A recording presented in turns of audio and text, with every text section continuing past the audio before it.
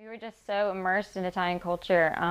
We lived in like a really tiny town called Aricia. It was right outside of Rome. We learned so much more being in that small town because there's no tourists, there's no outside, other Americans and stuff. We had to learn how to speak real Italian, to go into the little markets and ask for, can I get this? And walk to the supermarket that was almost a mile away. It was so different, and I'm happy to be an alumni, I guess, of the program. When we actually talked to an intern who was our age, who was working for the World Food Program, and it was just really cool to see how somebody her age and our age, I mean, pretty much could be making a big difference and be so passionate about her, what she's interning for, and it was a great experience. I mean, we had another lady talk to us about, she did like a PowerPoint and kind of set or touched on their objectives and how they get food to people in need, and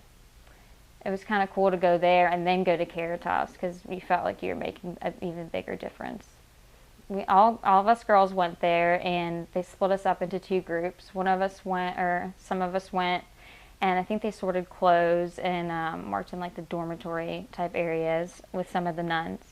And I wanted to be a part of serving the food because I just wanted to meet new people and test out my Italian and just, see everything, I guess, from a different perspective. I think an important thing that they wanted us to take in from the trip to Caritas was that it's not just homeless people and like alcoholics and people with drug problems. It's also people there who, have lost their wallet in the train station, or their passport was stolen, and they really just need a fresh meal to help them for the night and maybe be on their way the next day. So it was cool to just, meet everybody and hear where they're from, like a lot of different people from all over the country, just like we are. And so it was awesome. And a couple walked past me, and I think they were from Somalia, and they might have been in their 30s or something. They were very thin and looked like they, were struggling, having a hard time.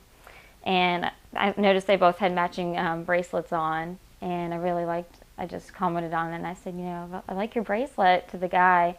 And he looked at me and he said, he didn't understand in Italian. And I said, your bracelet, I like it a lot. And he goes, oh, thank you, grazie, grazie. And shakes my hand, and I slipped him 2 things of crackers just because he was so nice.